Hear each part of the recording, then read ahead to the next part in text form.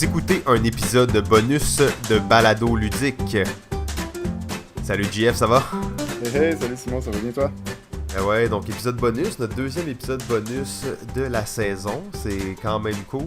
Aujourd'hui, on parle des jeux à deux. Ouais, ben je pense qu'il y avait plusieurs qu'on n'avait pas mentionnés, qu'on souhaitait quand même mentionner, même s'il n'y avait pas fait nos top 5, qu'on n'avait pas mentionné dans nos premières mentions honorables, reste quand même une bonne liste de très bons jeux là, qu'on a à dire là, aujourd'hui, je pense. Oui, c'est ça, c'est juste qu'il y a tellement de jeux. En fait, c'est vraiment difficile de se limiter comme ça. Donc là, c'est peut-être des jeux qui sont un peu plus niche ou un peu moins précis dans le thème. Ou ça veut pas dire que ces jeux-là sont moins bons que les autres nécessairement. Là. C'est juste des jeux qu'on n'a pas eu le temps de parler. Peut-être même un peu plus vieux là aussi. Là. J'ai certains jeux sur ma liste qui se trouvent plus vraiment malheureusement ou qui sont difficiles de pouvoir l'acheter. T'sais. Oh, bon point, bon point. Les vieux jeux. Ouais. Exact. Alors, ben, je vais peut-être commencer là-dessus avec un jeu que j'aime beaucoup, qui est assez particulier et d'ailleurs qui est plutôt difficile à trouver ces temps-ci, qui c'est un jeu qui s'appelle Confusion. C'est un jeu donc à la Stratego, un peu, où on va avoir des pièces. C'est un plateau un petit peu là, aux échecs, on a beaucoup de pièces devant nous. Notre but, ça va être d'aller chercher le porte-document au centre du plateau et d'aller, avec notre pion, avec un de nos pions, l'amener jusque de l'autre côté du plateau. Capture the flag. Ouais, c'est ça, exact. Sauf que, bon, c'est une thématique, confusion thématique, là, KGB contre FBI, guerre froide à fond et tout. C'est un jeu, là, la grosse twist de ce jeu-là, c'est que chacun de tes pions se déplace d'une certaine façon. Fait que ça peut être en diagonale de côté, vers l'avant, et d'un certain nombre de cases maximum.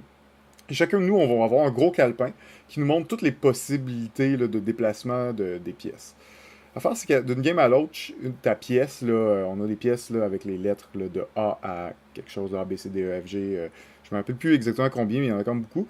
Et chacune de ces pièces-là vont se déplacer différemment d'une partie à l'autre. Et le gros truc de jeu-là, c'est d'essayer de découvrir comment tes pièces se déplacent, parce que un peu à la Comment tes pièces se déplacent ou comment les pièces de ton adversaire se déplacent? Okay. De tes pièces. Parce que c'est vraiment à la stratégie inversée, c'est-à-dire que tu vois comment les pièces de l'autre joueur se déplacent, mais tu vois pas comment les tiennes se déplacent. Oh, donc c'est un jeu de déduction sur comment tes pièces peuvent se déplacer. Fait que toi tu dis, mettons, moi je veux bouger cette tuile-là, puis l'autre joueur la bouge pour toi, ou? Ben je dis, ok, je prends cette pièce-là, je la déplace de 2 vers l'avant, l'autre joueur dit, oui c'est bon, ou non, replace-la où elle était. Ton tour est terminé, ça passe à l'autre joueur. Oh, fait qu'au début, t'es vraiment dans le noir, là, pis tu fais des essais, là. Exact. Sauf que, tu sais, une pièce peut autant se déplacer de toutes les directions, ou juste vers l'avant, en diagonale, ou juste... Tu sais, il y a comme plusieurs combinaisons, fait que c'est pas parce que tu l'as déplacé de 2 cases vers l'avant que tu as trouvé. Dans le sens, tu as éliminé plein de possibilités, mais il y en a encore plusieurs qui sont encore là. Ouais, c'est un mouvement légal, mais c'est pas nécessairement le seul mouvement, donc ça te dit pas nécessairement c'est quelle pièce. Exact. Fait que c'est ok, hey, ça a l'air cool. J'avais souvent entendu parler de ce jeu-là, j'ai jamais joué, mais ça a l'air vraiment cool. En fait. Un stratégo, mais de jeu de déduction où tu sais pas comment tes pièces se déplacent. C'est assez particulier, ouais. C'est vraiment original. J'avais pas vu ça. C'est un jeu, tu sais, de quand même là, qui date là, de quelques années. C'est un jeu de 1992. Là. Donc, ok, ouais, ça, c'est quand même une autre époque. Là. C'est quand même une autre époque. Mais tu sais, le jeu il reste vraiment excellent, là, vraiment intéressant comme jeu de déduction. Il y a une pièce là d'ailleurs qui fout le bordel un peu dans tout ça parce qu'il y a une pièce que il y a pas de position. Si moi je la déplace, toi tu me dis ce que tu veux. Fait tu peux me dire oui c'est légal ou non c'est pas légal. Oh. Fait que je peux avoir une exacte, tu sais je peux finir par savoir exactement comment cette pièce-là se déplace, avoir exactement son mouvement, mais finalement tu dis ah non elle se déplace pas comme ça. Là, fait que tu fais croire à l'autre que c'est une pièce, mais là, finalement, toute la game. Pas ça. Puis... Oh, là, c'est un double agent, genre, puis à un moment, opportun, tu vas dire non, il peut pas se déplacer, puis là, t'es comme, non, c'est sûr qu'il se déplace comme ça. T'es comme, non, il se déplace pas comme ça. T'es comme, oh non! Extraordinaire. Fait que, c'est ça, assez particulier, là, un genre de stratégo inversé, c'est pour ça que je voulais en parler, là, assez rapidement, là. Donc, ça, c'était le jeu Confusion. Et est-ce que tu dirais que c'est... Parce que là, dans le fond, t'as un gros cahier avec toutes les possibilités. Est-ce que c'est très compliqué à gérer cet aspect-là ou c'est quand même fluide dans le jeu, là? C'est un jeu où t'es tout le temps dans l'espèce de livre ou c'est quand même assez simple? C'est quand même assez simple, je dirais. Ok. Si y a une bonne aspect de déduction sans être trop prenant, puis au bout du compte, il faut que tu fasses du essai-erreur, là, tu sais, puis cette pièce-là, tu l'as déplacée, tu as reçu un indice, ben tu as peut-être éliminé 5 façons de se déplacer, mais il en reste encore 5. Euh, Fait que, tu sais, c'est pas super lourd, parce qu'une fois que une fois que t'as reçu de l'information, tu sais qu'est-ce que t'as enlevé. Fait que c'est surtout de t'assurer de faire les mouvements les plus optimaux pour recevoir le plus d'informations possible. Des fois, tu peux faire un mouvement, puis il va dire oui, puis dans le fond, tu vas faire comme ah, ok, ben, ça me donne aucune information, tu sais. Fait que c'est surtout d'essayer de faire un move qui va te donner le plus d'informations possible sur la pièce. Euh, c'est pas super lourd. C'est sûr qu'au début, c'est un peu mélangeant. C'est facile d'être un petit peu mélangé. Le setup du jeu est pas super évident parce qu'il faut que tu t'assures que toutes les pièces sont. En tout cas, c'est comme une petite pièce qui s'emboîte dans une grosse pièce là, pour que les mouvements soient différents à chaque partie. Tu sais, parce que la lettre T, Ouais. tu veux pas te rappeler de la dernière game comment elle se déplace. Fait qu'il y a comme un système où c'est des. C'est dur à dire, comme des contenants, il y a la lettre dessus, puis à l'intérieur, tu vas mettre une petite pièce qui est le mouvement qu'elle peut faire cette partie. Tu sais. C'est comme un frigidaire sans la porte. Ouais, puis tu mets comme le contenu dedans. Je sais pas Ouais, trop. c'est Dur ça, à dire. exact. Mais c'est plus la, tu sais, le setup de départ, s'assurer que tout est correct. Puis le jeu peut être cassé vraiment facilement dès qu'un joueur se trompe dans une information qu'il donne ou dès qu'une pièce a Il- été mal positionnée. Tu sais, le jeu est cassé. Là. Fait que, un peu touché à ce niveau-là. Mais C'est outre ça. toujours fatal dans les jeux de déduction où Ah, un autre joueur te donne la réponse et non comme un autre genre de mécanisme qui est fait par le jeu quand ça repose sur un humain en fait. Il y a vraiment des possibilités que ça se produise. Ouais. Et, c'est toujours un peu dommage, surtout dans un jeu qui a l'air assez tendu. T'es là, ça fait 45 minutes que tu joues, puis là, finalement, tu te rends compte que l'autre gars, il t'avait donné la mauvaise indication à un certain moment, puis là, Ouais, puis ça là, l'a tu pouvais pas. débalancé. C'est ça, là, que tu t'es retrouvé dans une situation où il n'y a aucun mouvement possible pour la pièce. Là, t'es comme, voyons, il y a quelque chose qui marche pas, là. Fait que ça peut arriver, c'est sûr que c'est le genre de problème de jeu de déduction où les indices, comme tu dis, là, sont fournis par les autres joueurs. En effet, fait qu'il y a ce genre de petites problématiques-là dans le jeu, là, qui fait que, oui, il est un petit peu difficile à prendre en main, mais bon, reste assez original. Ah ouais, mais ça a l'air très, très cool, en fait. J'ai bien hâte de jouer à ça. Bon, en fait, de mon côté, c'est sûr que pour moi, les jeux à deux, j'en avais glissé un mot dans l'autre, mais c'est vraiment basé particulièrement sur les jeux qui sont compétitifs, donc qui a vraiment... et je crois que c'est quand même le propre de la plupart des jeux à deux. Tu parlais justement de confusion, là. Ça a l'air d'un jeu quand même hautement compétitif. Euh, J'aime beaucoup les jeux donc de cartes.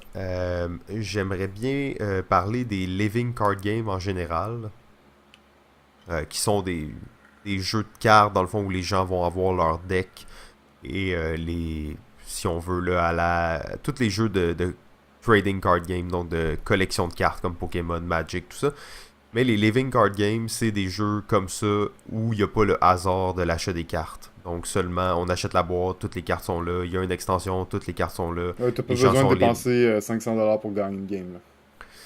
Ben, t'as peut-être besoin d'en dépenser 500 pour acheter toutes les cartes qui existent, mais t'as pas besoin d'avoir un deck à 500$ qui est vraiment dur à obtenir et tout ça. Donc, Puis qui est c'est meilleur que vraiment. les autres, puis tout, là.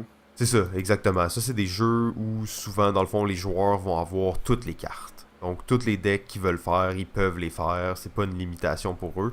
Un des jeux, je pense, les plus connus là-dedans, puis qui est le plus compétitif encore, c'est Netrunner. J'ai pas joué énormément à Netrunner, j'ai joué un peu d'amis qui ont joué quand même pas mal et c'est un jeu vraiment intéressant à deux joueurs. Très bon jeu de cartes. Une des particularités de ce jeu-là, c'est que tu vas jouer, dans le fond, les deux joueurs jouent un rôle différent. Il y a un joueur qui joue le runner et l'autre joueur qui joue la corporation. Et en fait, ça veut donc dire que tu as deux decks. Quand tu vas dans un tournoi, tu arrives là avec deux decks. Ton deck de corporation et ton deck de runner. Et bon, c'est une thématique ultra cyberpunk. Le runner, dans le fond, c'est des hackers qui viennent hacker des méga corporations, donc des méga corporations semi-diaboliques, là, comme on peut les imaginer. Euh, la thématique est vraiment bien représentée et c'est un jeu profond en fait. Là. C'est un jeu de cartes dans lequel il y a une très grande stratégie. Le taux de victoire, si t'es meilleur qu'un autre joueur, va être très élevé. C'est pas un jeu qui mise beaucoup sur la chance. C'est selon moi possiblement un des meilleurs jeux de sa catégorie, Netrunner. Très bon jeu de cartes en fait. Ouais, cette catégorie-là, c'est sûr que la plupart des jeux, c'est déterminé par, pas tant par le hasard que la compétence des joueurs, là. Oui, il y a tout le temps une petite part de hasard de pige de cartes et tout, mais reste que c'est des jeux assez compétitifs, là, où la construction du deck est assez importante, puis où généralement le meilleur joueur l'emporte là, dans ces parties-là. Ouais, c'est ça exactement. Et de ce que j'ai cru comprendre aussi de ces jeux-là, puis en y jouant, c'est ce que je remarque, c'est que l'aspect de création de deck est pas très grande en fait chez les joueurs. Ça va être plutôt l'idée de jouer des decks qui existent, qui ont été développés. Et c'est ça dans le fond là. Donc tu vois sur internet, tu vois les decks qui se jouent, tu prends celui-là, ok, tu modifies peut-être quelques cartes en fonction de tes préférences personnelles. Mais c'est quand tu te retrouves face à un joueur dans un tournoi, t'arrives et tu sais quel archétype de deck le joueur est en train de jouer là. Donc tu peux savoir que lui il joue tel type de deck, lui il joue tel type de deck. Mm. Ça peut-être c'est un peu la tristesse de ça parce que c'est un des plaisirs là, de bâtir des decks puis de surprendre les gens. Jusqu'avec l'internet et les communautés tellement grandissantes, les jeux sont tellement joués que c'est difficile là, d'en arriver à cet aspect où quelqu'un se pointe dans un tournoi avec un deck qui a jamais été vu avant puis qui il bat tout le monde. C'est peut-être un peu moins présent là. Non, en effet, puis c'est vrai que c'est présent, là, je le sens beaucoup. Moi, je suis quand même un joueur actif des cartes Pokémon, le Trading Card Game. Oui, Donc, qui est plus du premier style, là, Collectible Card ouais, Game. Collectible, ouais, c'est ça. Donc, oui, c'est ça. Mais même là, même si tu as une liberté de faire un peu ce que tu veux, reste que tu vas regarder c'est quoi la méta en ce moment, c'est quoi les comme 10 meilleurs decks, puis tu vas prendre un deck qui ressemble à ça. Tu sais. Puis quand je Ouais, joue c'est qu'il y a contre des du decks qui monde, sont clairement moins bons, là. C'est la seule raison. mais Là. c'est qu'il y a plus des. C'est plus comme il y a des decks qui sont vraiment clairement plus forts. C'est pas tant Oui, qui ont qu'il des y en a plein qui sont moins synergies bons. très bien construites, puis C'est qu'il y que a toutes des les cartes, là. synergies qui se créent, donc il y a des genres de grosses stratégies qui se créent alentour de ces cartes-là. Donc, tu sais, on a des archétypes de decks. Puis c'est vraiment ça. Je veux dire, mon nouveau deck, là, il y a une nouvelle rotation qui s'est faite. Plein de cartes ont été sorties de la méta, des règles standards de tournoi. Puis ben, il a fallu que je regarde les nouveaux decks, voir comment je pouvais amener mon deck où il était à la nouvelle méta ou changer de méta complètement. Fait que j'ai regardé un petit peu les archétypes, j'en ai choisi un là-dedans. Puis quand je joue contre du monde qui connaissent ça, puis qui sont un petit peu plus impliqués dans ce jeu-là, ben, ils jouent un des archétypes que je connais. T'sais, ils vont peut-être avoir des petites surprises au niveau de certaines cartes qui est moins jouées, tout ça. Il y a tout le temps là, les petits lapins que les joueurs peuvent sortir de leur chapeau un peu à la dernière minute, mais c'est assez standard. Je peux voir un peu, ah oui, ils jouent tel type de deck, c'est tel gimmick, fait que je vais faire attention à ça. T'sais. Désolé, je voulais juste rajouter un petit peu sur mon expérience Pokémon. Ben ouais, Je non, c'est joue magnifique, beaucoup là. C'est vraiment récemment. intéressant, puis ça m'amène à penser que ça, c'est un genre de jeu que j'aime beaucoup. Donc, les jeux de cartes comme ça, on pourrait nommer, mettons, Ashes, Runeage, presque tous les jeux de Fantasy Flight là, qu'ils font. Donc, Seigneur des Anneaux, Game of Thrones. J'ai pas joué à tous ces jeux-là, mais c'est un genre de jeu que j'aime beaucoup. Euh, mais j'aime beaucoup aussi le jouer, contrairement un peu à l'opposé de ce qu'on disait là, et d'y aller, mettons, tu commences à jouer à ce jeu-là avec 3 4 5 un groupe de 4 5 personnes qui vont jouer, tu sais, pas sur une base régulière, pas dans des tournois, pas dans des trucs comme ça, mais juste entre eux. Et je trouve que là, c'est intéressant parce que les méta sont pas explosés, là, parce que il n'y a pas assez de parties qui sont jouées, il n'y a pas assez de joueurs pour fabriquer des decks, Pas pas assez de nécessairement cartes, pas des toutes les jeux. cartes non plus. C'est ça, t'as pas toutes les cartes et tu vas pas nécessairement aller sur internet, là, checker les meilleurs decks, tu veux juste jouer avec tes amis, compétitionner avec eux, mais à l'intérieur d'une communauté très restreinte. Et je trouve que ça favorise un peu cette créativité-là au niveau des decks. Là.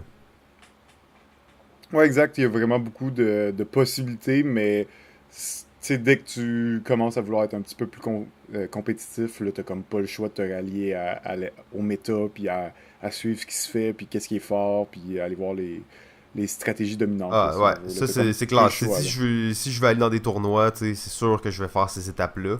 Sinon, si le jeu je le trouve juste bien, puis j'aime ça jouer une fois de temps en temps avec une ou deux personnes, ben là ça va rester plus dans la créativité, puis Ouais, essayer d'inventer des decks un peu spéciaux, tu sais, ouais, puis avec peu de jouer avec connaissances. Puis... jouer des cartes avec lesquelles tu as envie de jouer, tu sais. Ouais, c'est ça. Tu sais que ces decks-là, c'est pas les meilleurs, mais dans ton groupe, c'est le meilleur. Ou tu sais, juste t'as vraiment du fun à jouer, puis c'est des cartes que tu veux jouer avec, puis c'est bien le fun. Ouais, ben c'est ça, je suis d'accord avec toi. La créativité, tu la perds un petit peu là, dès que tu commences à être un petit peu plus compétitif. Peu importe là, même le type de CCG, là, de Collectible Card Game, c'est souvent pas mal la même chose. Et bah, ça coûte cher aussi. Hein. Tu sais, on parlait contrairement à Netrunner qui t'achètes un deck, t'as ce que tu veux, ce que tu peux avoir, ben là, les collectible card games, toujours un petit peu traîné par la méta qui change, les nouvelles cartes, les rotations de cartes, légales dans les tournois, tout ça.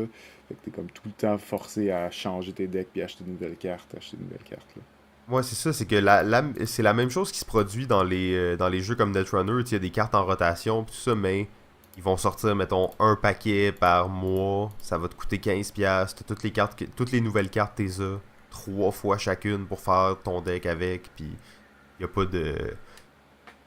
Y a pas nécessairement cet aspect de gambling, là, si on veut, d'ouvrir des paquets ou d'aller acheter des cartes à 90$.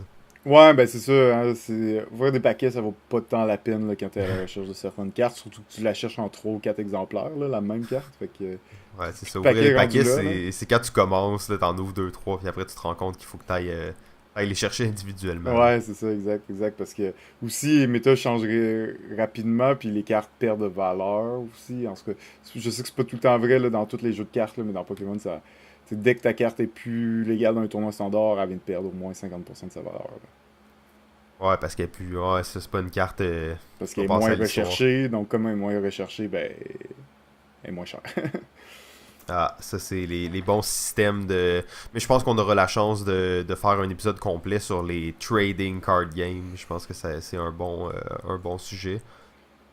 Ouais, ben Euh, c'est vraiment un style de jeu à deux joueurs qui est très massif, là, que, bon, on en a déjà parlé beaucoup, là, je pense qu'on on peut continuer à parler de plus de jeux de société. Moi, j'allais peut-être continuer ma lancée du style stratégo en Stratego. parlant voilà, du jeu Lord of the Ring, de Confrontation, un jeu un petit peu plus moderne que Confusion et, si je ne me trompe pas, encore accessible, encore disponible en boutique. C'est encore une fois, deux joueurs à la stratégo où on va avoir des pions placés sur le plateau qui, dans le fond, là, on connaît vraiment qui sont nos personnages, quelle valeur l'ont d'attaque. Et C'est chaque classique, pion, là, dans le fond. Tes personnages te oui, font face à toi, là. exact, font face à toi, tu vois, tu les positionnes sur un plateau. Sur un plateau du jeu qui est comme. C'est un carré, mais que tu vas placer en diamant, si on veut, Ouais, en diagonale, de en diagonale à diagonale. Ouais, diagonale, c'est ouais. ça. Parce que c'est vraiment le but, ça va être de traverser la map, aller porter l'anneau de l'autre côté du plateau ou de, ben, évidemment, empêcher l'anneau de traverser le plateau. On va avoir différents personnages qui vont pas juste avoir une valeur d'attaque, mais aussi avoir un pouvoir spécifique. Et en plus, quand il y a un combat, au lieu de juste révéler le personnage et appliquer la valeur, parce qu'ils ont une valeur qui est une valeur d'attaque, ben on va jouer une carte de notre main en plus, qui va être généralement un numéro qui va rajouter à la force d'attaque. Donc, ça se peut que tu avais une créature 1, moi une créature 2, mais finalement, tu joues une carte 5, je joue une carte 2, puis finalement, tu remportes le combat, même si ta créature à la base était plus faible. Évidemment, c'est une main de cartes qu'on a qui s'épuise une fois qu'on les a jouées, on les a jouées, fait que je peux savoir si tu as déjà joué un 5 ou si tu as déjà joué tes grosses cartes. Là.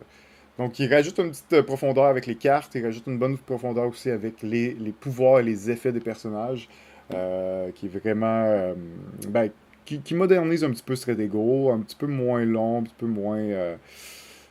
Pas fiddly, là, mais dans le sens qu'il y a un peu moins de personnages et ils ont plus d'impact, si on veut, sur le jeu. Là. Chacun de vos personnages. Ouais, n'étant pas un grand fan du Seigneur des Anneaux, j'ai de la misère à être vraiment excité par ça, mais je trouve quand même que le jeu, Wow. il a l'air vraiment cool. Là. On a quand même des gens bizarres parce que moi non plus, je suis pas un gros fan. Et là, on fait une émission de board game de geek, là. On va se faire un peu... On va se le faire dire, je pense, mais bon. Ah non, non, il y a peut-être plein de Euh... gens secrètement qui n'aiment pas le Ouais, Seigneur des Anneaux, mais qui ont peur de le dire, tu sais. faut rester secret d'habitude dans ce temps-là. Oh, Mais, shit, ok, on coupera ça au ouais, montage. je pense qu'on va devoir le faire. C'est probablement pour ça que j'en ai pas parlé avant. C'est que j'ai joué quelques fois, puis c'est pas tant à cause de la thématique, juste. Ouais, j'ai de la misère à jouer, je comprends pas comment gagner, puis je gagne pas. Fait que, à un moment donné, j'ai fait comme. Je passe à autre chose. Je reconnais quand même que c'est un très solide jeu de stratégie. Pas fait pour moi, je vais probablement pas y jouer d'ici bientôt, mais je recommande pour ceux qui soit aiment Lord of the Ring ou aiment ce style de jeu à la Stratego de confrontation un peu avec un petit élément de bluff euh, et de déduction à l'intérieur. Quand même super intéressant le jeu Lord of the Ring de Confrontation. Ok, alors on va renchérir sur les jeux de cartes, mais pas un jeu de cartes là, très traditionnel en fait. Et c'est quand même cool parce que tu parlais de Lord of the Ring et c'est un jeu de Rainer Knizia. En effet, Et oui, c'était tu sais, c'était quand même bon de le mentionner, un des auteurs les plus prolifiques de tous les temps. Il a pas juste fait des chefs-d'œuvre, mais il a fait énormément de jeux. C'est sûr que les 40 premiers jeux sur BGG, c'est des jeux, des genres de proto, mais bon. C'est quand même un gars assez cool, Dr. Kennedia. Et le prochain jeu, c'est Lost City. Alors, Lost City, qui est un jeu à deux, un jeu d'exploration, archéologique, à la genre d'Indiana Jones un peu. Ouais. Donc, on a différentes explorations possibles qu'on peut faire. C'est un jeu de cartes où on va essayer de faire des suites de couleurs. Donc on a les cartes blanches, les cartes vertes, les cartes rouges, les cartes bleues. J'explique pas tout le jeu en détail, là, mais on va essayer de faire des suites de couleurs. Euh, Sauf que c'est un jeu dans lequel il y a un élément un peu de push your luck aussi, d'aller voir, ok, est-ce que je me lance dans une aventure? Parce que si tu n'atteins pas un certain nombre de points dans une aventure dans laquelle tu as commencé, ça te vaut des points négatifs. Dans le fond, l'aventure n'est pas rentable pour ton entreprise. Donc tu vas perdre des points à la fin de la manche si tu n'as pas atteint un certain point. Et les cartes sont limitées entre les deux joueurs. Donc si deux joueurs décident d'essayer de faire l'aventure bleue, qui est mettons d'aller explorer sous la mer, ben ils vont avoir de la difficulté à atteindre le seuil de points requis pour pas perdre de points sur cette aventure-là. Ouais, mais Euh, c'est un excellent classique, hein, le City, pour vrai. c'est un jeu auquel je joue encore. C'est un des premiers jeux à deux auxquels j'ai joué. Et on a parlé un peu de la notion de jeu à deux dans ma tête. Et je reviens avec ça. Il y a vraiment deux types de jeux à deux. Hein. Il y a les jeux à deux très compétitifs, très gamer, geek. Et il y a les jeux à deux de couple. Et ça fait pas de ces jeux-là des jeux moins bons ou moins profonds. Patchwork est un excellent exemple d'un jeu de couple qui est très bon, mais je trouve que Lost City, il rentre très bien dans cette catégorie-là aussi. Jeu à jouer en soirée, tranquille, en buvant un verre de vin, quelque chose comme ça. Lost City, c'est parfait pour ça. Ouais, puis tu sais, c'est super simple, c'est vraiment bien fait. Je pense que, si je me trompe pas, là, ce jeu-là, il vient là, d'être un petit peu discontinué, où les boutiques sont en train d'un peu écoler leur stock, là. Je pense que le jeu ne sera plus soutenu par la compagnie. Vraiment un bon classique là, de jeu, très simple. Puis, tu sais, tu places des cartes, il y a un peu d'aspect de déduction, un peu d'attente. Est-ce que tu vois ce que l'autre fait? Puis il y Tu a veux pas ce te commettre risque. trop Tu tôt, veux pas te mais commettre trop, parce qu'il y a un risque si tu te commets une aventure, mais tu penses que finalement tu ramasses pas assez de points. Ouais, c'est très solide. Là, l'auteur, Ryan Candia, comme je disais, le docteur Candia, docteur en mathématiques. Et on peut le sentir que ces jeux sont souvent très mathématiques, très basés là, sur des concepts de maths. Puis on peut le sentir un petit peu plus dans le jeu-là. Donc on parle pas d'un jeu avec une grosse thématique. Vraiment un non. appui à la mécanique de jeu là, de la City qui reste là, excellente. Là. Puis très accessible. À ton tour, tu joues une carte, tu piges une carte, puis essaie de faire le plus de points possible. Non, c'est ça, ça va bien. C'est un jeu. C'est quand même, ça demande une réflexion, tout, mais c'est un jeu paradoxalement assez relaxant. Ouais, exact. Là, tant qu'à être dans la lignée du Dr. Kennedy, je vais continuer avec l'autre jeu que j'ai Ouh. sur la liste de lui, qui est le jeu Battle Line. Oh, Qui a plusieurs noms, le jeu. En classique. fait, il y a deux noms. Là. À l'origine, il est sorti sous le nom de Shoten Totem. Ensuite, il a été réédité par la compagnie GMT sous le nom de Battle Line. Et là, récemment, il a été réédité sous le nom de Shoten Totem par la compagnie Yellow. Reste pas mal le même jeu, c'est pas mal l'aspect visuel qui va changer, ça va rester le même jeu d'une compagnie à l'autre. C'est un jeu, encore une fois, on parle d'un jeu de cartes et dans celui-là, il va y avoir des champs de bataille, si on veut, il va y avoir des pions placés au centre. Notre but, ça va être de remporter soit 3 pions, 3 champs de bataille collés ou 5 au total. Et en gros, à ton tour, encore une fois, tu vas jouer une carte, piger une carte. Tu vas jouer tes cartes dans les différents champs de bataille. Ton but, ça va être d'essayer de faire les plus grosses combinaisons, mais on parle de combinaisons un peu à la poker. Euh, donc, chaque joueur va pouvoir jouer un maximum de 3 cartes sur les champs de bataille. Et là, on va regarder si tu as des triples, si tu as des doubles, si tu as 3, une série de même couleur, de chiffres qui se suit. Donc, tous les concepts un peu qu'on peut retrouver dans le jeu, le poker, dans le fond, vont être repris dans ce jeu-là où on va essayer de faire la plus grosse main pour un champ de bataille pour pouvoir remporter un champ de bataille. Donc, un autre bon jeu de coupe, peut-être un petit peu plus confrontation celui-là, un petit peu plus parce qu'il y a vraiment un peu plus d'interaction entre les joueurs là, par rapport à le City qui est un petit peu plus casual sur Passif. le. Ouais, un petit peu plus passif, il y a de l'interaction, mais plutôt indirect, là.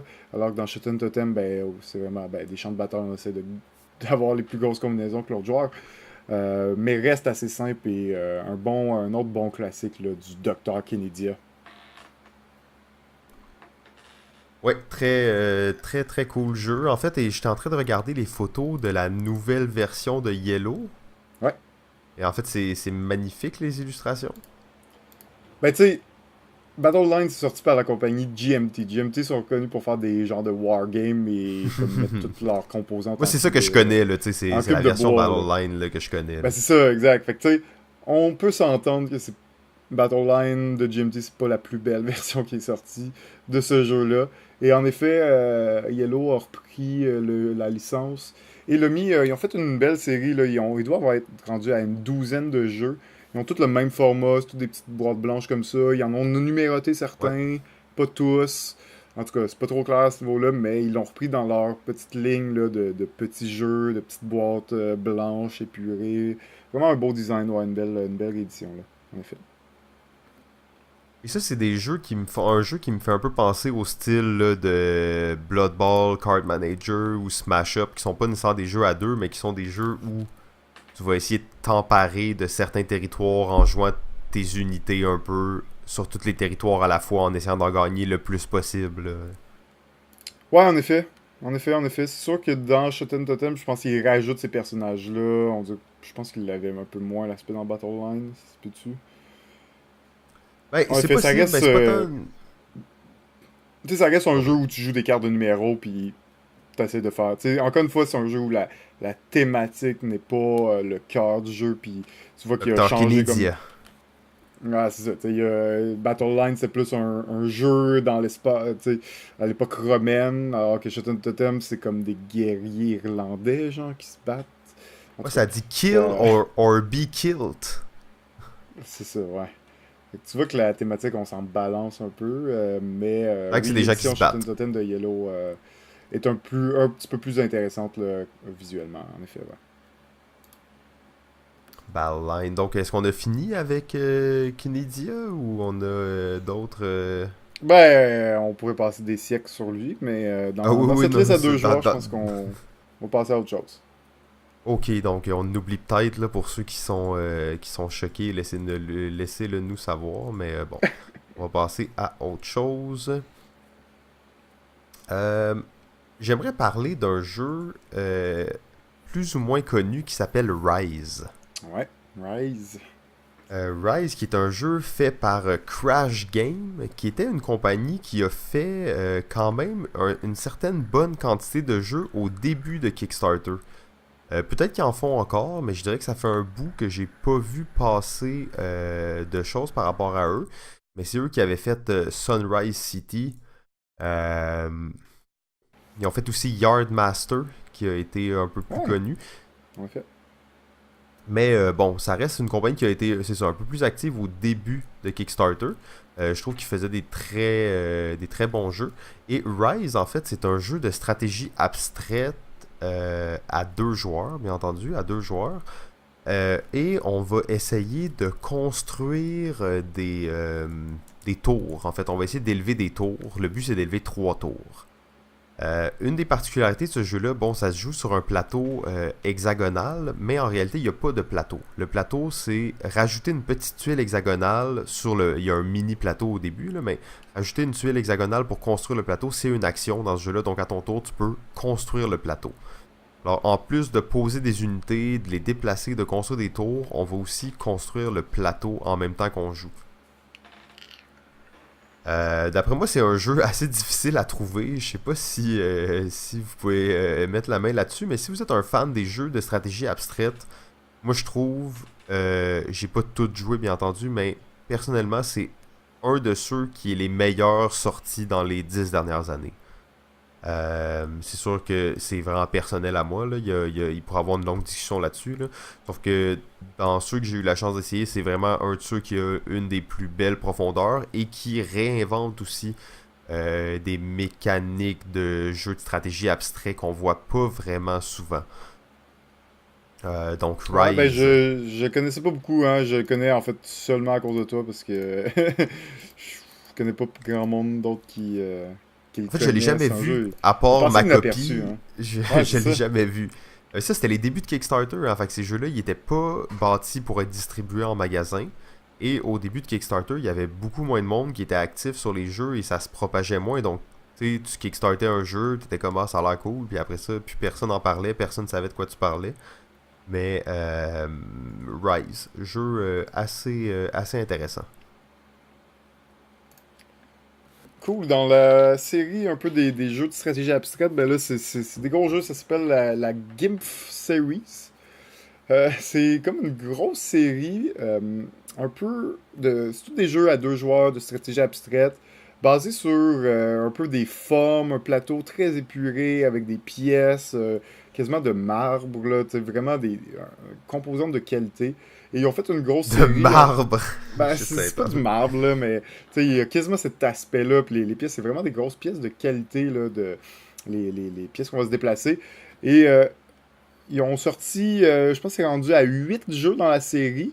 Donc, c'est tous des noms bizarres, là. La série, c'est GIMP Series, là. Le premier, donc, c'est le jeu GIMP.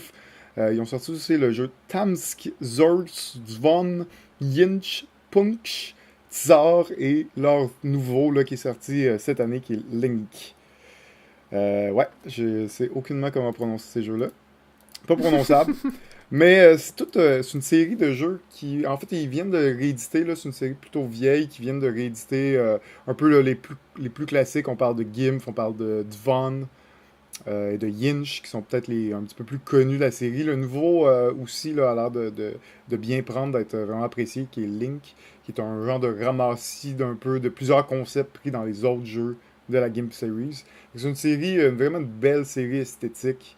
C'est tous des bons jeux de stratégie abstraite qui amènent une particularité vraiment intéressante. Donc, la Series, c'est pas nécessairement des jeux super connus, mais dans les gamers, surtout dans ceux qui apprécient ce genre de jeu, là, de jeux de stratégie abstraite, c'est une série là, très populaire et vraiment prisée, là, cette série-là. Donc, ça, c'est la Gimp Et là, je suis sous Series. le choc. Je suis sous le choc. Euh, Là, tu parlais de ça, excuse-moi de t'interrompre, là, c'est à cause que ça m'a choqué. Tu étais en train de parler de ça. Bon, je connais la plupart de ces jeux-là, justement, Von, de Yinch et.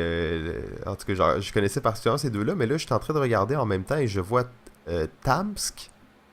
Tamsk, ouais, lui, il est plutôt particulier. Hein. En fait, c'est un jeu en temps réel, stratégie abstrait avec des sabliers.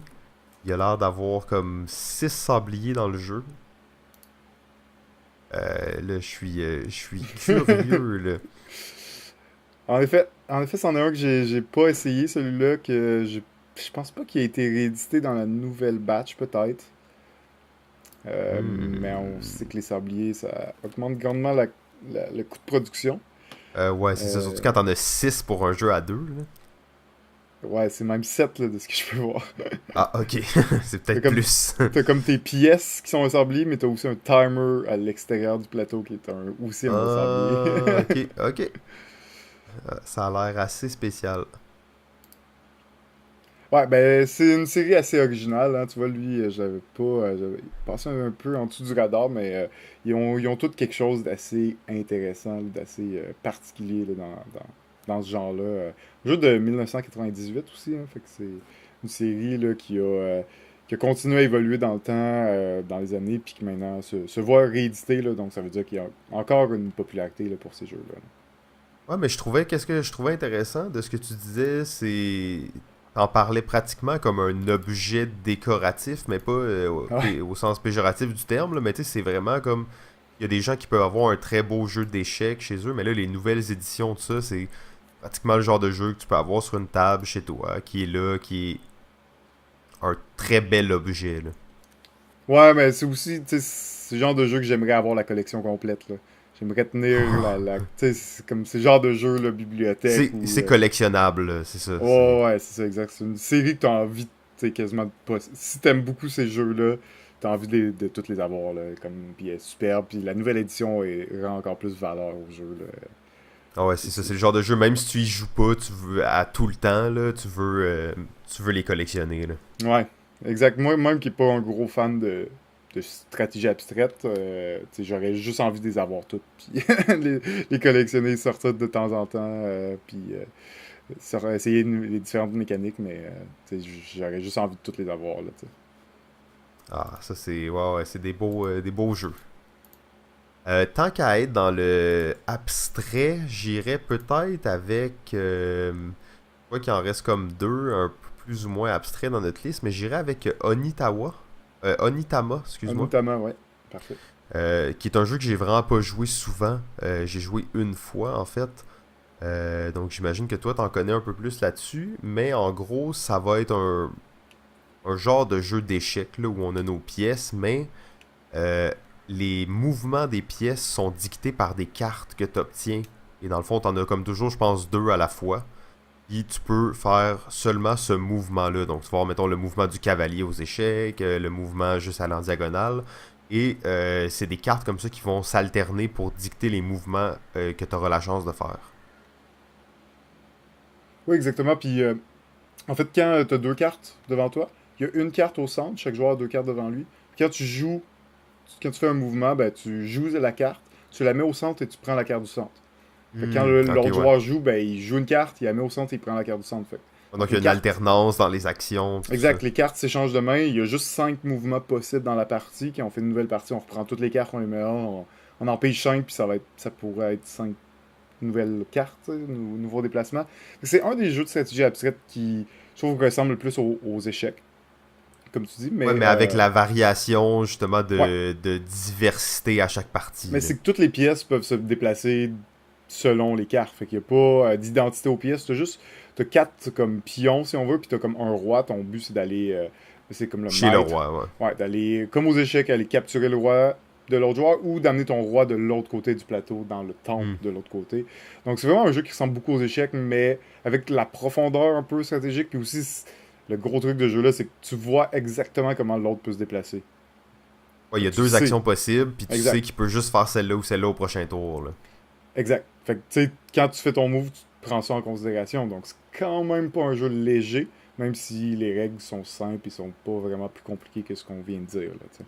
Non, c'est ça, c'est un jeu. En fait, j'ai joué une fois et je me suis fait littéralement torcher en comme 5 6 Ouais, tours. tu prenais pas assez le temps, là, de vérifier ses cartes pis tout, là. Non, mais tu sais, j'ai regardé un peu, mais là, je me disais, ah, c'est pas si grave, pis tout, mais c'est ça, c'est un jeu hautement stratégique, en fait, là. Ouais, exact. Absolument. Onitama. Bon, ben, peut-être pour finir dans cette catégorie-là, On va les avoir passés, finalement, les jeux de stratégie abstraits. ouais, c'est ça quand même. Il y en a encore beaucoup, là, mais un autre que j'aime beaucoup, qui lui ressemble plus aux dames, c'est le jeu Kamisado. Donc, Kamisado, on a une rangée de tours devant nous. Chacun, on a, je pense, c'est 8 tours. Et chaque tour a une couleur spécifique. Et le plateau, c'est un damier d'échecs, mais chaque case a une couleur, une des 8 couleurs là, des tours. À ton tour, quand tu vas te déplacer une de tes tours, Tu vas pouvoir la déplacer en ligne droite ou en diagonale, tout ça.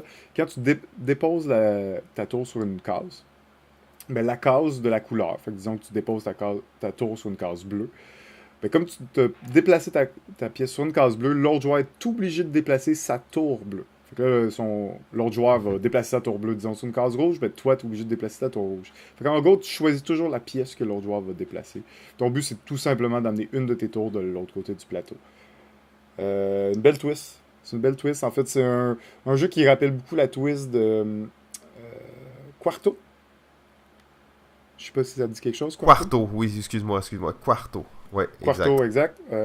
Qui est plus un genre de tic-tac-toe où tu vas donner les pièces à l'autre joueur qui va jouer. Donc là, on a ce principe-là, mais dans un jeu un petit peu plus qui ressemble un petit peu plus aux dames. Vraiment intéressant, tu sais, surtout quand tu comprends que c'est toujours toi qui va permettre à l'autre joueur de gagner. Tu fais attention à ce que tu fais. Dans le sens c'est vraiment facile de bouger une pièce, faire comme ok, c'est à toi, puis te rendre compte tout de suite après que tu viens de lui permettre de gagner la partie. Parce que tu viens de dire déplace la tour qui te permet d'aller de l'autre bord de gagner la partie. Exact. Donc, quand même, un autre jeu, stratégie abstraite, bonne profondeur stratégique. C'est vraiment un jeu où tu vas essayer d'amener l'autre joueur à. Tu vas être obligé de t'amener sur une case qui va te permettre de te rendre de l'autre côté. C'est ça. Fait que tu veux vraiment comme le coincer, le mettre dans un coin, puis le forcer à jouer une couleur que tu veux. Que tu veux jouer pour pouvoir gagner la partie. Donc, pas si simple, mais très simple au niveau des règles. Vraiment un bon classique de stratégie abstraite. Le jeu Kamisado. Ben, effectivement, en fait, tu parlais de Quarto, là. C'est sûr qu'on n'a pas... on n'a pas parlé de toute cette série de jeux-là. Mais bon, Quarto, excellent jeu aussi à deux. Ouais, où le concept est un peu le même. Tu vas dicter le mouvement de ton adversaire, là. Ouais, tu vas carrément te donner une pièce, là. Dans Quarto, il y a plusieurs pièces de différentes formes, des couleurs, et tu vas choisir la pièce qu'il va devoir placer, tu sais. Mais ça, c'est vraiment une belle mécanique, je trouve, à deux joueurs qui viennent comme changer un peu la dynamique d'un jeu, là. T'es toujours dans...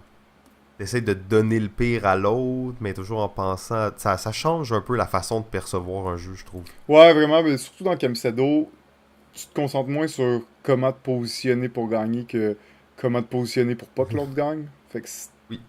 Ça change un peu que si t'essaies d'être trop agressif, tu vas juste te faire avoir, tu sais.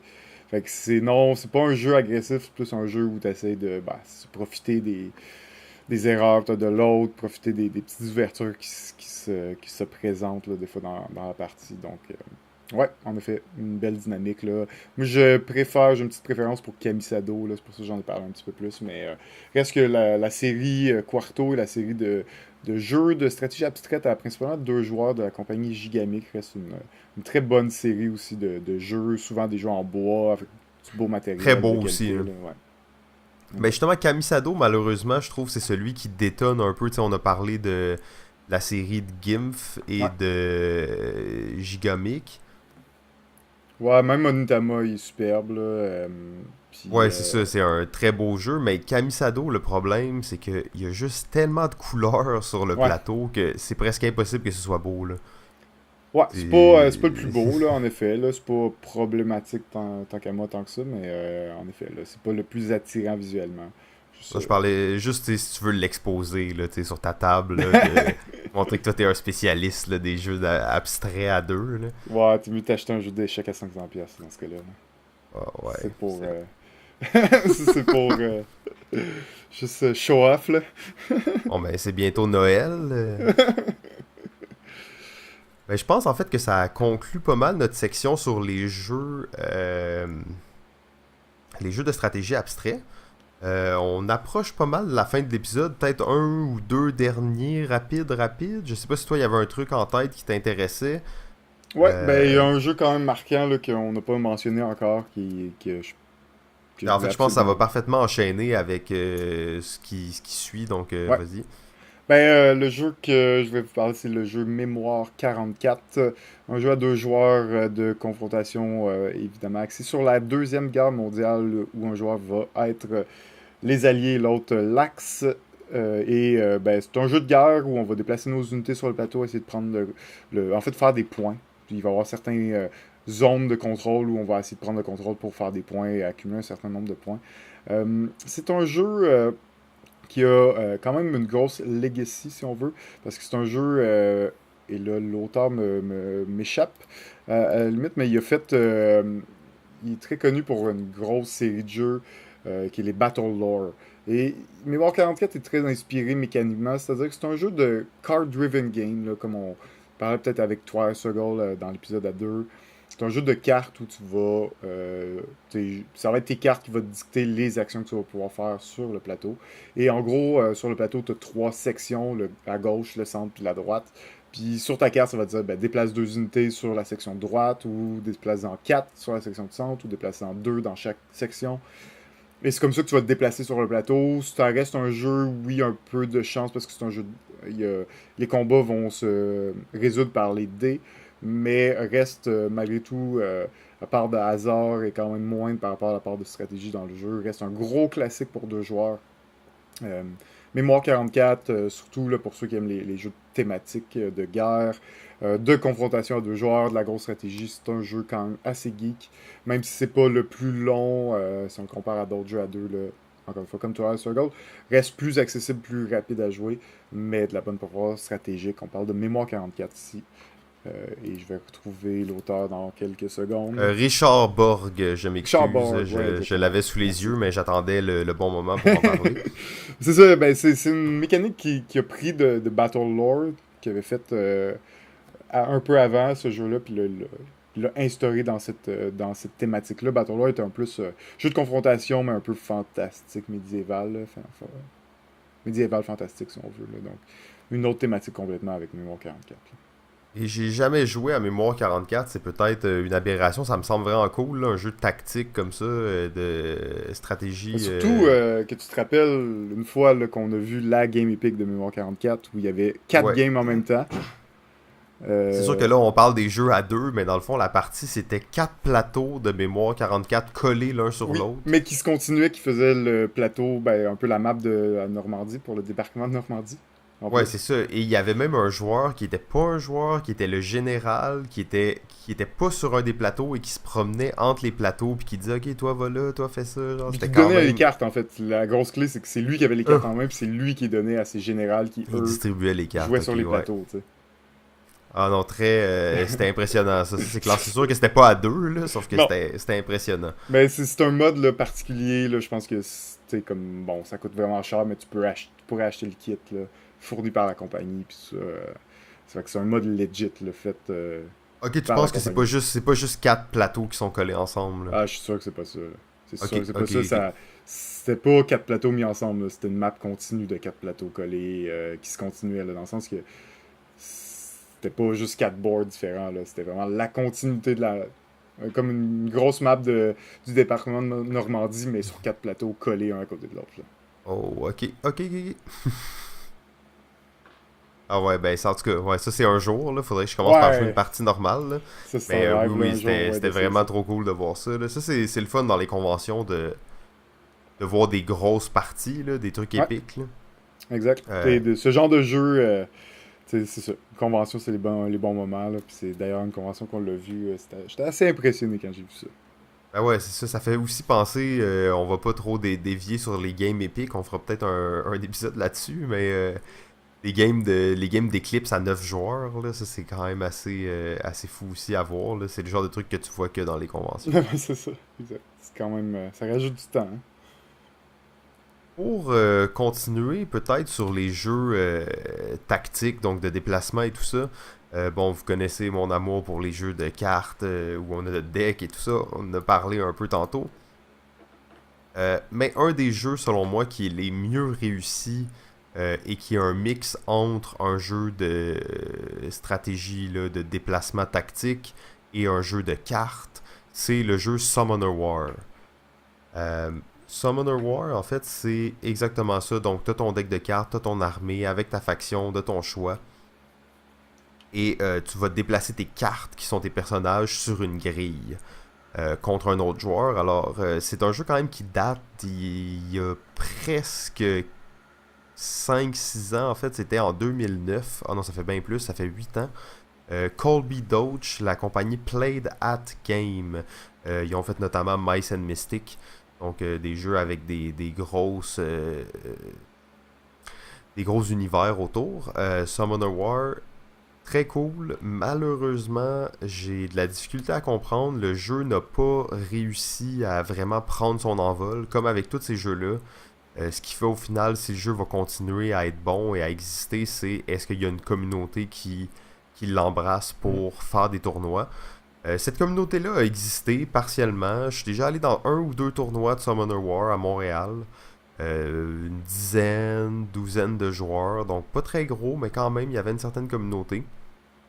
Mais le jeu est excellent en fait. Donc les unités se déplacent toutes différemment sur le plateau. Chacun a des façons d'attaquer. Il y a des petits minions, il y a des gros tanks, il y a des magies, il y a de la gestion de mana.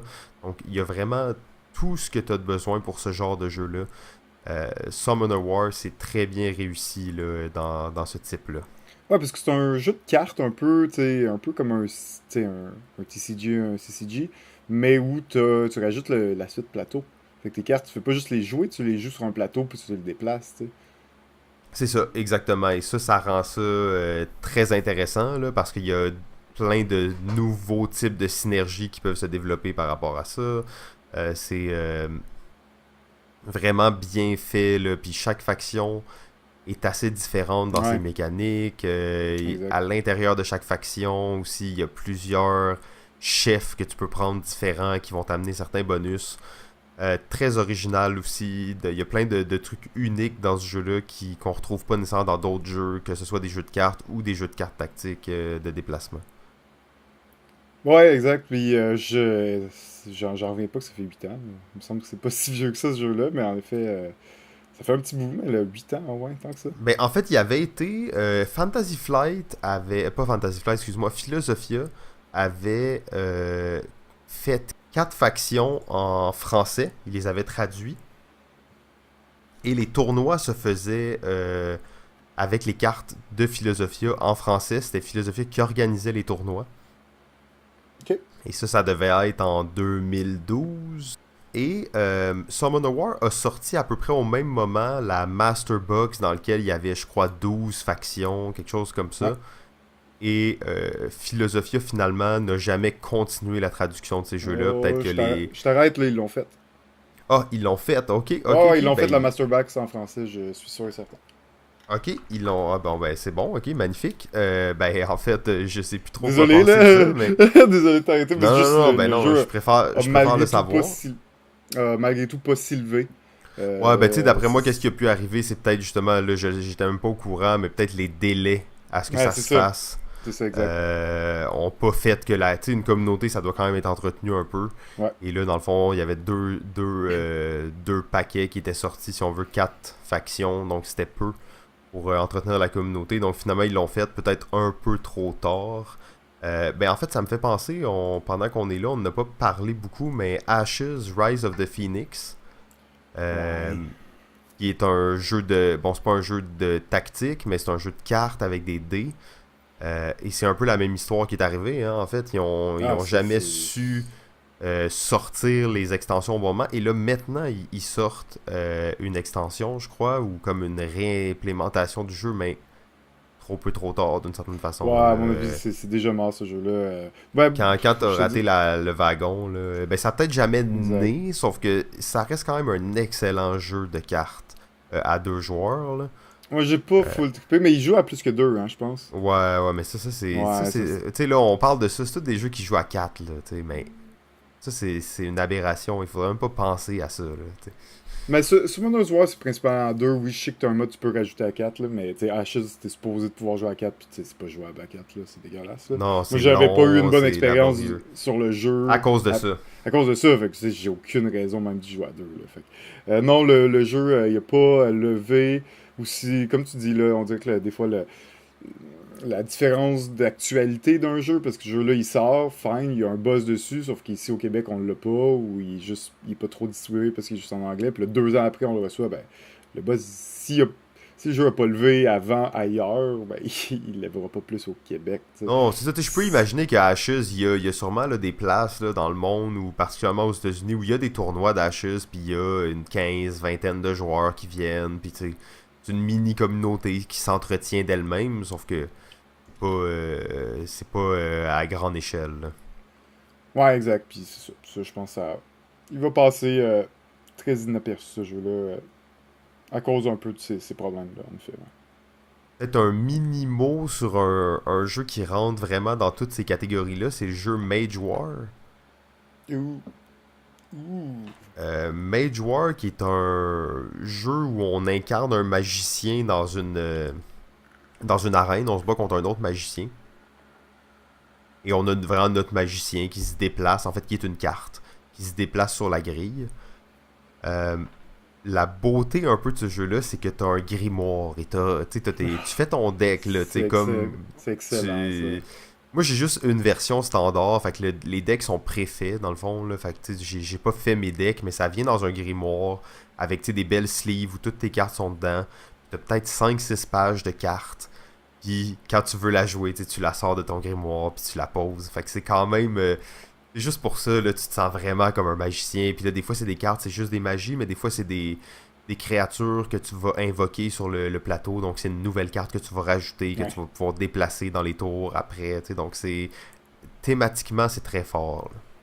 Ouais, c'est plus gamer. Parce que je trouve Ouais, que. ouais, Tu sais, il y a des similitudes avec Summoner's War. Parce qu'encore une fois, c'est un jeu de cartes où il y a un plateau, déplacement tactique, tout ouais. ça.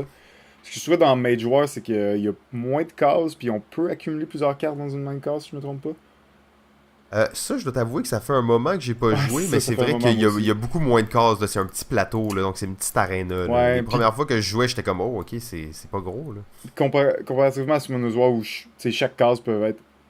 Qu'on ait juste une carte, ben dans celui-là, ben, tu vas pouvoir mettre plusieurs cartes. Puis là, je trouvais que souvent c'est un peu chaotique. Là. Dans une case, il y a plein de cartes en même temps, plein de créatures, plein de sorts. Puis là, je l'ai trouvé un peu moins facile à jouer. Il est super bon, il est vraiment plus gamer que Summoner's War. Mais cet aspect-là me plaisait pas trop. Mais sinon, là, juste le fait d'être assis, de feuilleter tes pages, genre, trouver ton sort, le sortir, juste trop hot, là. Ça, c'est vraiment cool, en fait. Là. C'est des bonnes sensations de ce jeu-là. Ça te le transmet bien, en fait, l'idée d'être un genre de mage là, qui est en train de combattre. Là. C'est quand même assez cool pour ça. Ouais. Ouais, ouais. Mais un jeu aussi qui est, je pense, difficilement trouvable maintenant. Hein. Il y a quand même quelques années que ce jeu. Oui, effectivement, c'est plus nécessairement le genre de jeu qui doit être édité. Il y a des jeux maintenant qui font un peu la même chose, mais peut-être un peu mieux, ou c'est peut-être un peu moins de matériel, peut-être un peu plus accessible. Mais justement, en fait, t'as dit ça pour quelques jeux. Mais est-ce que des bons jeux à deux là, qui sont pas des réimplémentations, est-ce qu'il y en a qui sortent encore? Est-ce qu'il y en a qui vont sortir dans les prochaines années? Qu'est-ce que tu penses de ça? Je suis pas inquiet, pas du tout. Jeu à deux, c'est un style de jeu très populaire. À chaque année, on voit des nouveaux jeux sortir. Euh, il y a quand même, tu sens quand même qu'il y a encore un type d'évolution qui se fait à ce niveau-là. Tu sens qu'on n'a pas fait le tour du genre. Là. Patchwork, bon, il est sorti il y a 2 ans, mais comme, ça va devenir un classique de longtemps. Puis, comme, je suis pas trop inquiet à ce niveau-là. Clairement, des jeux à deux de cartes, des jeux à deux comme on parlait, là, les. Ouais, ça, il va toujours en avoir, ça va Il va toujours en continuer. avoir. Après ça, est-ce qu'ils vont tous marcher? Vraiment pas tous. C'est plutôt rare ceux qui vont peut-être marcher à long terme. Mais non, je suis pas du tout inquiet. À chaque année, on voit des nouveaux types. On voit, il y a toujours Rosenberg qui va continuer à faire ses versions à deux de joueurs. Ces Là, versions à deux joueurs. Mais là, est-ce qu'il là, la récemment, dernière était c'est plus ou Cave moins vs Cave. discutable?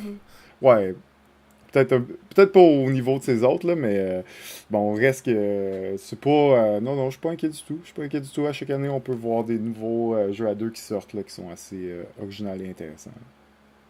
Ben, justement, peut-être cette année, un des jeux qui est notable par rapport à ça, c'est ben, cette année, dans le fond, l'année passée, là, mais c'est Santorini. Oui, qui peut se jouer jusqu'à 4 joueurs aussi, par contre, mais oui, en effet. Ouais, c'est ça, mais tu sais, encore là, de ce que je vois, c'est vraiment un jeu qui se joue le mieux à deux, là. En effet. À 4, si je me trompe pas, tu vas jouer en équipe, c'est exact? Ou... Ouais, ouais, ouais. Ouais, c'est ça, ok, ouais. C'est des jeux à deux, là. Tu sais, les jeux que tu joues à 4 en équipe, c'est des jeux à deux. Ouais, ben Santorini, c'est vraiment un jeu de stratégie abstraite. En fait, on aurait vraiment pu en parler dans cette Tantôt, oui, oui, catégorie-là. absolument. Ouais. C'est vraiment un jeu de stratégie abstraite avec un beau. Un beau visuel. Ouais, il est bien décoré, mettons. Tu sais, il est pas sobre comme la plupart des jeux de stratégie abstraite. Tu sais, avec pas de thématique, là, lui, il y en a quand même une solide thématique. Là. Oui, puis elle est bien représentée aussi. Tu sais, j'ai pas de la misère à croire que la thématique était, qui est dans le fond, c'est la construction de la ville de Santorini, dans le fond, là. Ouais, où on est des dieux, on se promène puis on construit la ville. Et tu sais, Plutôt il y a les. des enfants des dieux, ou je sais pas trop, là, mais bon. C'est en lien avec la mythologie grecque, on s'entend. Ouais, et c'est présent, c'est magnifique. T'as toutes les cartes avec tous les dieux grecs dessus, justement, là. Donc, visuellement, c'est très attrayant, en fait, là. Ouais, puis je trouve que la grosse chose là, qui se différencie un peu des stratégies abstraites, c'est qu'on on a un pouvoir différent à chaque partie. Oui, c'est vrai. Ça change beaucoup. Tu sais, on pourrait le jouer sans les pouvoirs, qui serait plutôt un jeu de stratégie abstraite assez conventionnel, assez classique. Là, la twist des pouvoirs, il y en a quand même beaucoup, beaucoup différents. Rajoute vraiment un aspect là, vraiment intéressant dans le jeu. En plus d'un visuel exceptionnel, ben, t'as un jeu de stratégie abstraite qui se renouvelle d'une partie à l'autre à cause des effets et des différents pouvoirs qu'on va avoir. Là. Absolument. Et mais là, en fait, tu sais, je me rends compte qu'on a vraiment explosé notre limite psychologique qu'on s'était mis pour les épisodes de bonus. Ouais, ouais, il va falloir revisiter ça. Hein. Ouais, ben là, tu sais, on a passé les jeux, hein, on a passé toute notre liste, je crois. Est-ce qu'il en restait que toi t'aimerais discuter? Est-ce que ça fait pas mal le tour? Parce que ça fait pas mal d'eau, là. Je pourrais en parler encore longtemps de plusieurs, mais je pense qu'on me parle des principales, là. Des principaux. Bon, ben, en fait, ça met fin à notre deuxième épisode bonus. C'était bien cool, JF. C'est toujours intéressant de faire les épisodes bonus. Là, c'est plus relax un peu, là. Ouais, moins de sections, là, tout. Faut juste parler de jeux non-stop.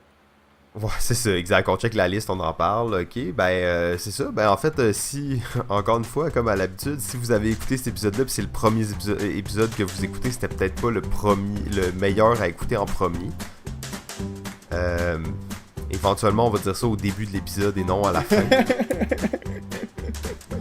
Ouais, Sinon, ben, vous pouvez nous trouver principalement sur Facebook, Balado Ludique. Écouter les épisodes normaux pour voir sur quelle plateforme vous pouvez nous trouver. Puis, ben, JF, je te dis bonne soirée, puis on ouais. se reparle bientôt. Merci à toi aussi. À bientôt.